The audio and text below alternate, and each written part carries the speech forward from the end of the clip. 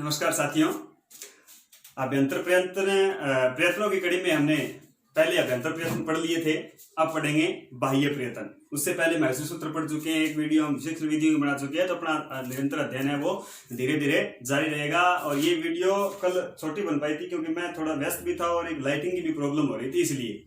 तो आज देखिए बाह्य प्रयत्न कितने होते हैं? 11 होते हैं। कल आपको बताया था कि अभ्यंतर प्रयत्न कितने होते हैं? 5 होते हैं और 4 भी होते हैं, जिसमें लघु सिद्धांत कौमुदी के रचनाकार वरदराज आचार्य हैं, वो अभ्यंतर प्रयत्न 5 मानते हैं, और सिद्धांत कौमुदी या व्याकरण सिद्धांत कौमुदी के रचनाकार भट्टोजी दीक्षित हैं, वो अभ्यंतर प्रयत्न कितने मानते हैं? 4 ही मानते हैं। रीट 2015 और 16 में यह प्रश्न आ चुका है, पेपर भी देख लेना आप। और बाह्य प्रयत्न कितने होते हैं? एकादश का मतलब हो गया 11। बाह्य प्रयत्न कितने होते हैं? 11 होते हैं। होते कौन कौन से हैं? विवार, स्वार, श्वास, नाद, घोष, अघोष, अलप्राण, महाप्राण, उदात्त, अनुदात्त और स्मार कहो, चाहे इसको कहो स्वरित। दोबारा सुन लेना।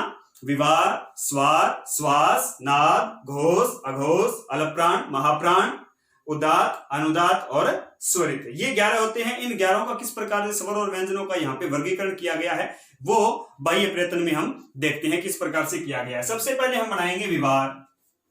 सबसे पहले ले लिया विवार के बाद में समार को छोड़ दो, ले लो साथ में श्वास। इसके बाद में यहाँ पे नाद और घोष को छोड़ दो, ले लो कौन सा? अघोष। यानी इसमें आ गया विवार प्लस श्वास और एक आ गया अघोष। इनको आप मिलाकर के, लास्ट वाला शब्द अघोष है तो इनको आप मिलाकर के क्या कहोगे? अघोष। और अघोष हमेशा याद रखना कौन कौन से आएंगे? खर। अघोष में क्या चीज आएगी? खर। अब खर का मतलब यहां पे है, याद कैसे रखोगे इसको? खर को, यानी अघोष क्या होते हैं? खारे होते हैं। याद रखोगे अघोष क्या होते हैं? खारे होते हैं। इसका मतलब खर में कौन कौन से स्वर व्यंजन वर्ण आ गए? खर में अपने को फिर जाना पड़ेगा माहेश्वरी सूत्र में, प्रत्याहार में खर प्रत्याहार अपने को निकालना पड़ेगा। यानी खप चटत चटतौ स और रे, वहां तक आ गया आपका खर वर्ण। अब खर वर्ण में कौन कौन से आ गए? पहला दूसरा आ जाएगा और स तीनों आ जाएंगे, है को छोड़ करके।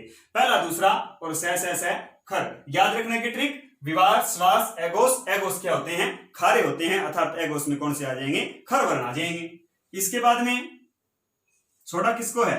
समार को, नाद को और घोष को। समार, नाद और क्या आ जाएगा आपका? घोष। इसमें कौन से वर्ण आ जाएंगे? हस वर्ण। इसमें कौन से आ जाएंगे? हस वर्ण। ये खर वर्ण, हस वर्ण। अघोष हैं वो खर हैं, अर्थात खारे हैं, और सवार, नाद, घोष हैं वो हंसते ज्यादा है, हस में आ जाएंगे। हस वर्ण कौन से होंगे आपके? हाया वरट से लगा करके और ज, ब, ग, ड, द, स तक, है से लगा करके और जबरदस्त के स तक, मध्य में जितने भी वर्ण आ जाएंगे वो सारे के सारे कौन से आ जाएंगे? हस वर्ण आ जाएंगे। अब सीधी सी बात एक और भी है कि इसमें आ जाएगा पहला दूसरा, और ये आपके खर वर्ण में आ जाएगा पहला दूसरा और स, तो बाकी बच गए वो किसमें आ जाएंगे? हस में। यानी तीसरा, चौथा, पांचवा और ये बदल, सीधी सी बात है, वो किसमें आ जाएगी? हस में। अब ये तो बात रही घोष और अघोष की। अब चलते हैं हम अलप्राण की ओर। अलप्राण बिल्कुल सरल है, कुछ नहीं करना है। याद रखना आपको 1, 3, 5, 1, 3, 5 यानी विषम संख्या 1, 3, 5, पहला, तीसरा, पांचवा या प्रथम, तृतीय, पंचम और एक आ जाएगा आपके यण वर्ण। यण वर्ण का मतलब हो गया य, व, रे और क्या आ जाएगा? ल। य, व, रे और ल, यण वर्ण आ जाएगा। पहला, तीसरा, पांचवा और यण वर्ण। महाप्राण, अब पहला, तीसरा, पांचवा हम यहां पे ले चुके, तो महाप्राण में क्या लेंगे? बच गए कौन से? 2 और 4। इसके बाद में यहां पे क्या लोगोगे? उषम। उषम कौन से होते हैं? स, श और है। अल्प प्राण में पहला, तीसरा, पांचवा यह वगैरह याद रख सकते हो। 135 यण, और महाप्राण में दूसरा और चौथा और उषम वर्ण श है। अब बच गई अपनी बात उदात्त, अनुदात्त और स्वरित की। उदात्त, अनुदात्त और स्वरित की। बाह्य प्रयत्न कितने होते हैं? 11 होते हैं। इसमें 3 बच गए, उदात्त, अनुदात्त और स्वरित। इसमें सारे के सारे क्या आ जाएंगे? स्वर। सारे के सारे क्या आ जाएंगे? स्वर। लेकिन फिर एक सोचने वाली बात यह भी है कि अगर सारे स्वर तीनों में देने थे तो इनको उदात्त, अनुदात्त और स्वरित 3 नाम अलग अलग करने की आवश्यकता क्या थी? एक ही दे देते ये? नहीं, आवश्यकता है। इसमें चिन्ह का प्रयोग किया गया जो वैदिक संस्कृत में प्रयुक्त होता है। लौकिक संस्कृत में बहुत कम इन स्वरों का प्रयोग अपने को देखने को मिलता है। देखो उदात, उदात क्या चीज होती है?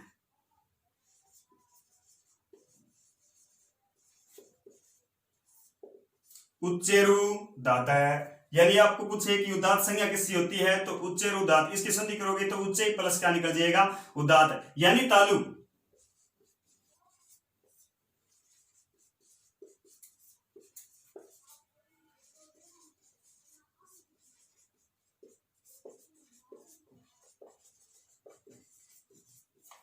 यानी तालु आदि के ऊपरी भाग से जो उच्चारित होंगे वो क्या होंगे, उदात होंगे। इसका कोई चिन्ह नहीं होता।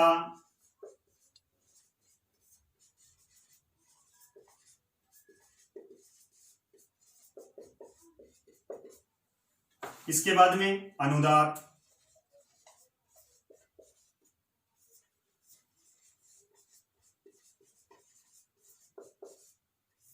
निचेर अनुदात है। हानि अनुदात यानी निचेर अनुदात है। कहने का मतलब हो गया तालु आदि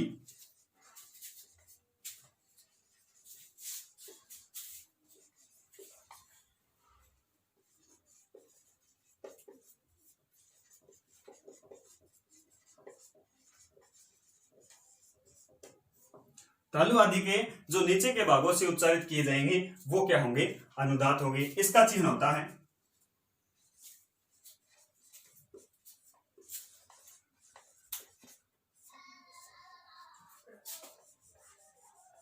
इसका चिन्ह क्या होता है, आडी रेखा होता है। ध्यान रखना, उदात वो होता है, उच्चेर उदात है। उच्चेर उदात का मतलब हो गया तालु आदि के जो ऊपरी भाग से उच्चारित हो वो उदात। और इसमें ज्यादा से पूछेगा, आपको कुछ नहीं पूछेगा, उदात संज्ञा पूछेगा तो उदात संज्ञा आ जाएगी उच्चेर उदात है। और इसकी कुछ नहीं पूछेगा, अनुदात है, अनुदात के जो संज्ञा आ जाएगी वो आपकी निचेर अनुदात है। यानी तालु आदि के जो नीचे के भागों से उच्चारित हो वो इसका चिन्ह होता है आडी रेखा। ये पूछ सकता है कि किसका चिन्ह है, तो अनुदात का चिन्ह है। किसका कोई चिन्ह नहीं होता है, तो अनुदात का। एक रह गया आपका समाहार, जिसको समवेत भी कहा जाता है। ये की बात है।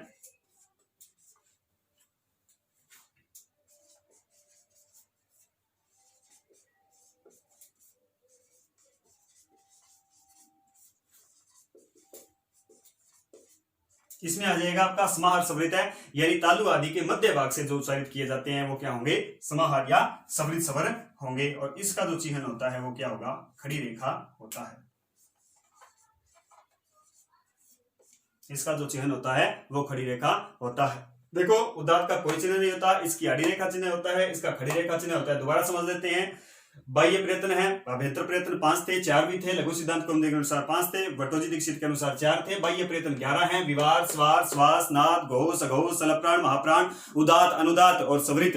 अब यहाँ पे विवार, स्वार और विवार, श्वास और घोष को मानोगे खर, खर याद रखना है आपको, है घोष है वो खारिज जाते हैं, पहला दूसरा और सह आ जाएगा। इसके बाद में स्वार, नाद, घोष हस्वर्ण में आ जाएगा, यानी है से लगा करके, और सह तक जबरदस्त तीसरा, चौथा, पांचवा और ये वैरल आ जाएगा, यानी अनवर्ण आ जाएगा। उदात है, उच्चेर उदात है। उच्चेर उदात का मतलब हो गया जो तालु आदि के ऊपरी भाग से उच्चारित किए जाए वो क्या होते हैं, उदात होते हैं। और इसका कोई चिन्ह होता नहीं है। अनुदात कौन से होते हैं, जो तालु आदि के नीचे के भागों से उच्चारित किए जाए वो क्या होता है, अनुदात होता है। इसका चिन्ह होता है आड़ी रेखा। और जो समाहार समृत का मतलब हो गया तालु आदि के न तो ऊपर से न नीचे से, मध्य भाग से जो वायु निकलती है, मध्य भाग से जो उच्चारित होते हैं वो क्या होते हैं, समृत होते हैं। और इसका जो चिन्ह होता है वो होता है आपका खड़ी रेखा। आज के लिए इतना ही। आप निरंतर अध्ययन अपना जारी रखें। धन्यवाद। जयतु संस्कृतम, जयतु भारतम।